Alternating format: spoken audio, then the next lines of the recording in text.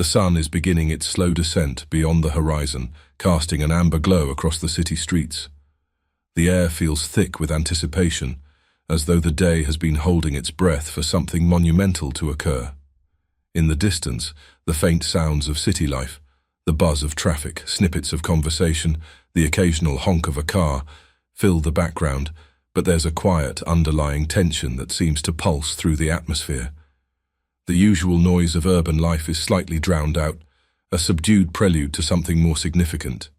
It's a feeling that gnaws at the back of your mind, telling you that this day, this moment, will change everything.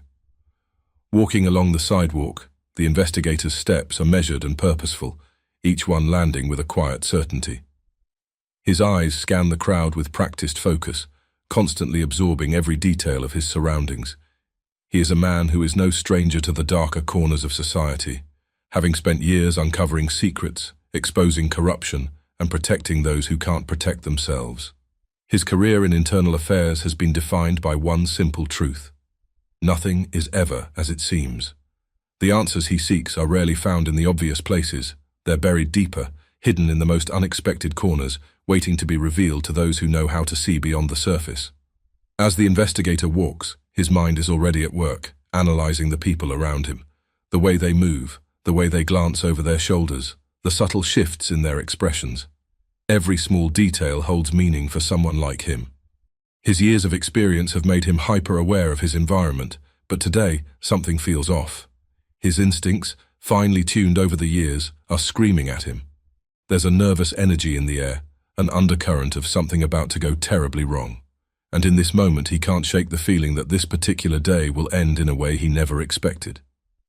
A figure catches his attention across the street, and for a brief second, everything seems to slow down.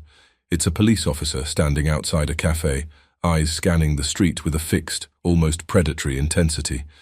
The investigator's gaze sharpens.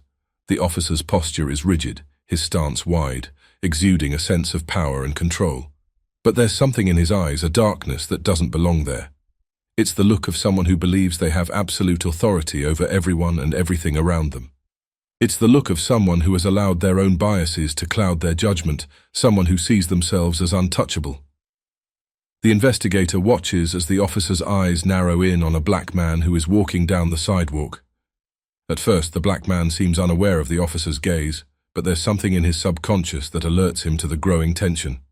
His steps falter for a moment, and a wave of unease washes over him. The black man continues walking, but his pace quickens, the hairs on the back of his neck standing on end. He senses the danger, even if he can't quite put his finger on it. He knows he's being watched, and he knows something is coming. Without warning, the officer steps into the black man's path, effectively blocking his way. The black man stops short, his eyes meeting the officer's, confusion and unease etched on his face. The officer's body language is confrontational, his chest puffed out, his jaw clenched, as though he's preparing for a confrontation he's certain he will win.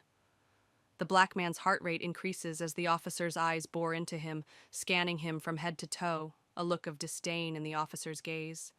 The officer doesn't say anything at first, but there's an unmistakable weight to the silence. "What do you think you're doing here?" The officer spits, his voice laced with venom. "This isn't a place for people like you." The black man blinks in confusion, his mouth opening slightly, unsure of how to respond. He wasn't doing anything wrong. He was simply going about his day, minding his own business. But the officer's words are loaded with an unspoken judgment, a presumption of guilt before anything has even happened. The black man opens his mouth to speak, to explain that he's just passing through, but the words falter. It's clear that no matter what he says, it won't matter. The officer isn't listening. He's already made up his mind. The black man can feel the tension mounting in his chest, a knot forming deep within him. His instincts scream at him to walk away, to retreat before things escalate further, but his legs feel heavy, as though the officer's presence alone is holding him in place. "Just move on," the black man says quietly, trying to keep his voice steady. But the officer steps closer, his presence looming larger with each passing second. "You think you can just walk around here like you own the place? Like you belong here?" You don't belong here. You're a threat to this community. The black man recoils slightly, his pulse quickening. His eyes dart around the street, but the crowd seems to have disappeared. There's no one to witness what's happening, no one to intervene. It's just him and the officer, locked in this standoff. And the officer isn't letting up. He continues to berate the black man, his words cruel, accusatory, designed to break him down, to make him feel small. "I'm not doing anything wrong," the black man protests, his voice shaking slightly. But the officer doesn't care. He's not interested in explanations. His mind is already made up. "I'm making sure you know your place," the officer snarls. "And if you don't like it, I'll make sure you regret it." The black man's hands clench into fists at his sides, the weight of the officer's words pressing down on him. He takes a step back, hoping that by retreating he can avoid further conflict. But the officer steps forward, blocking his escape. There's nowhere to go, no way out. The officer sneers at the investigator, trying to mask the fear and uncertainty rising in him. "What's this? You think you can just walk in here and tell me what to do?" The officer's tone is mocking, filled with an arrogance that comes from years of unchecked power. "I'm a cop. You can't just come in here and boss me around." The situation is spiraling out of control, and the black man knows that he's walking a dangerous line. He can feel his heart racing in his chest, the familiar surge of adrenaline coursing through his veins. But he doesn't want to fight. He doesn't want to escalate things further. He just wants to be left alone, to walk away from this without any more confrontation. "I'm not looking for trouble," the black man says, his voice almost pleading. "I just want to go about my day." But the officer doesn't hear him. Or maybe he just doesn't care. His next words are sharp, filled with venom. "You'll leave when I say you can leave. You're not in charge here. I am." Just as the situation reaches its boiling point, a voice cuts through the tension, sharp and commanding. "Hey, step away from him!" The words are clear, firm, and full of authority.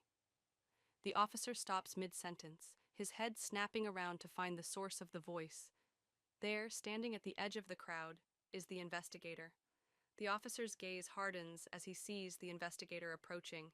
His stance shifts slightly, defensive, but there's an unease in his posture now. The investigator walks with purpose, his steps deliberate and measured, and the energy around him seems to change as he gets closer. It's not just his size or his presence that commands attention. It's something more, something that speaks to the weight of his role. He doesn't just represent the law, he embodies it. The investigator doesn't flinch. His eyes remain locked on the officer, his voice cold and steady. "Actually, I'm with Internal Affairs, and this situation just became my business." The officer's expression falters for a moment, the reality of the situation slowly beginning to sink in. But he quickly recovers, his pride taking over. "Internal Affairs?" He laughs bitterly. "What do you think you're going to do? You think you can take me down just because you wear a fancy badge?" The investigator's gaze doesn't waver. He steps closer, his body language calm but unwavering. "I'm here to make sure you don't make a bigger mistake. You need to step away from him. Now." The officer's face reddens with anger and frustration. "You're not in charge here," he shouts, his voice rising. "I'll have you fired for this. You don't tell me what to do." But the investigator's resolve is unshaken. His response is simple, firm. "I'm telling you, step away." There's a long pause, thick with tension.